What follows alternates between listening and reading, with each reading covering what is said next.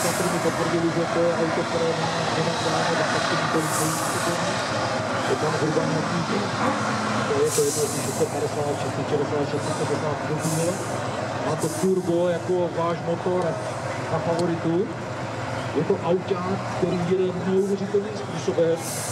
Je to auták, který maže po dálnici 130, ale kecám, 160. Když byli kluci na rally trial v Německu, tak se přijíždělo z jedné cesty do druhé.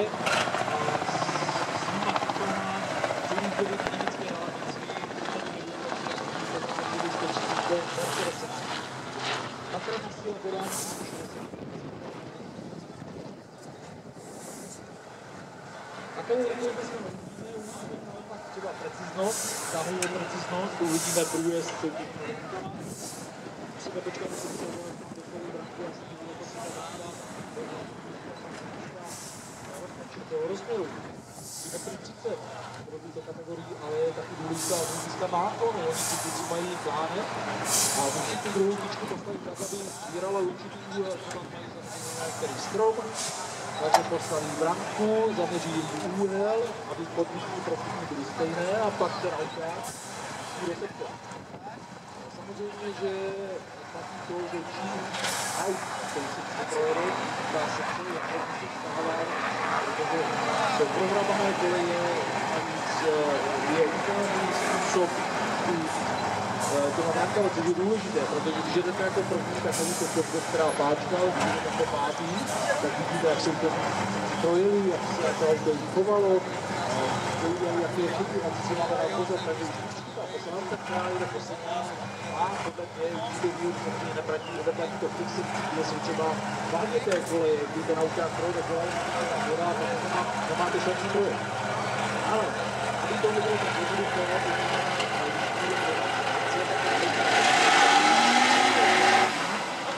následující se to bude jako první, protože kartovní podání do skutečně roku, ten podle na poprvní do druhý, na poprvní do čtvrtý.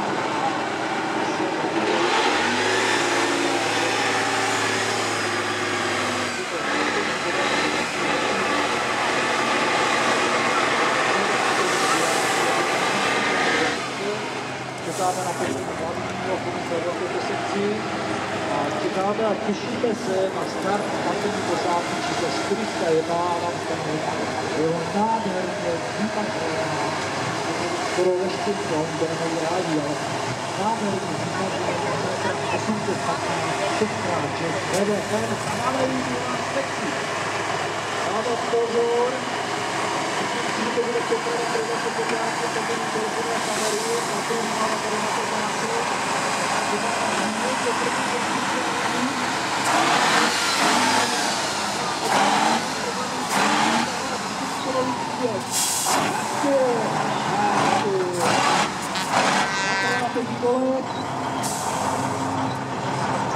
Půjdeme toho.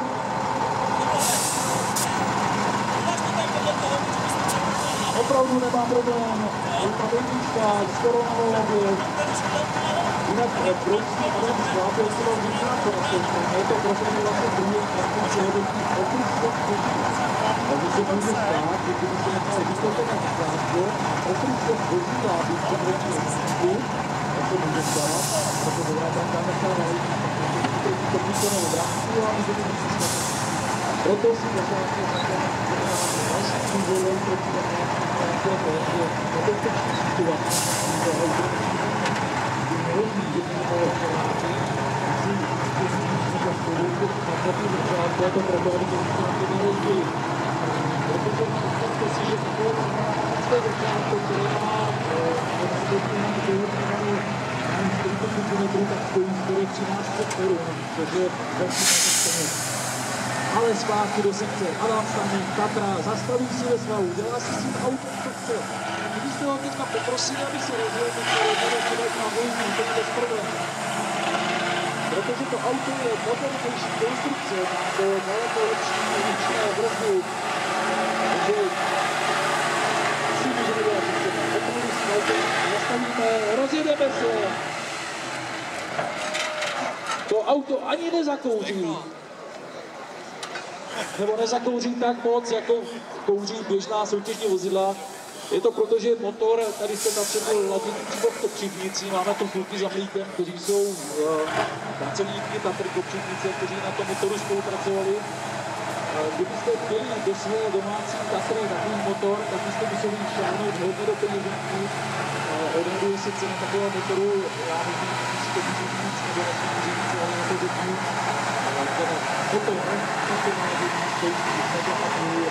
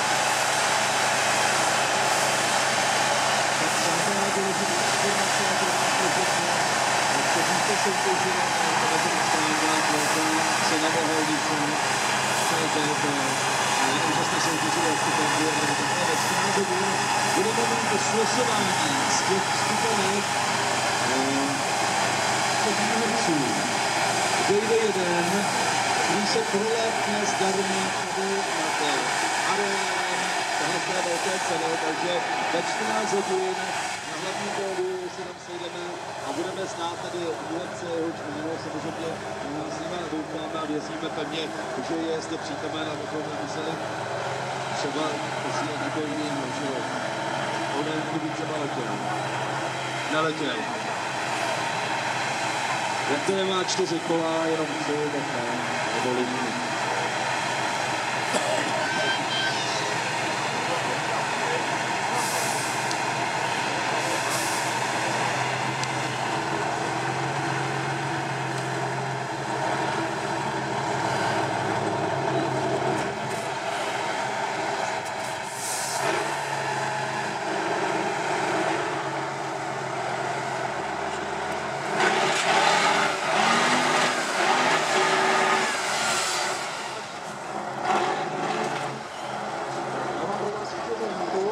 samozřejmě v průběhu dnešního dne bude daleko víc info, ale teďka se dostali diváci tady na místě, je to s tím hodně, ráno odpoledne. Samozřejmě přenos máme zajištěný. My pro vás prostředky, ne možná komentování, ale nemáme žádnou velkoplošnou projekci, ale máme tu několik maloplošných projekcí. Mám kamarády, co mají v autě televizi, mají 8palcovou, 7palcovou. Vítr, Richard, tady ten oranžový kameraman, ten má dokonce 10palcovou televizi. Takže kdo z vás se bude chtít podívat na hokej, máte možnost. Vzpomínám s velkou radostí 2 roky zpátky, kdy zrovna v neděli jsme hráli v finále s Kanadou to bylo. 9 vteřin před koncem jsme prohrávali 3-2 a 9 vteřin před koncem jsme dali vyrovnávací gól. Ten moment skončil tria. U té 6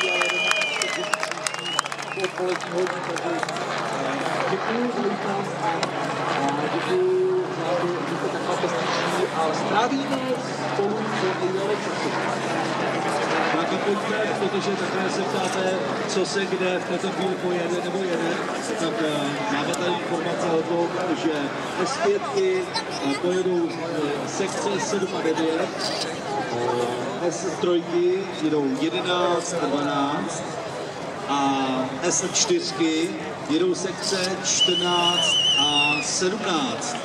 Tolik informace pro vás, abyste stíhali všechno to, co stihnout chcete.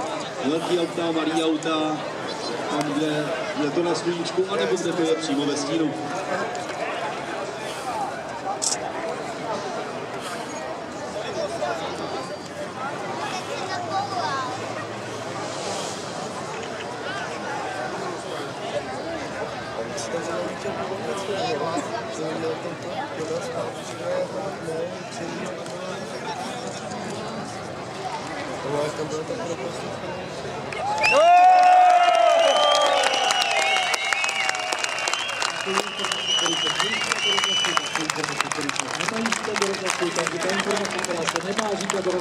Řeknu, dole v roky leží 8 kola.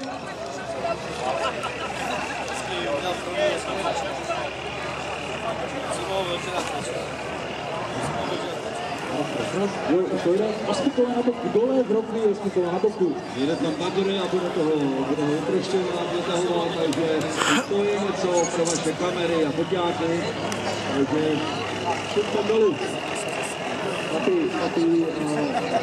Padá slovo Bagr, že to je dřív, ale je přece palitější, to je stroj, který slouží hlavně k melioracím a bagrování potočných, protože to Bagr, přátelé, představte si, že umí chodit a oni kluci jsou hrozně šikovní. A oni se rádi předvedou, protože s tím Bagrem, který má dlouhý rameno a třeba těch 12-14 minut bude mít trošku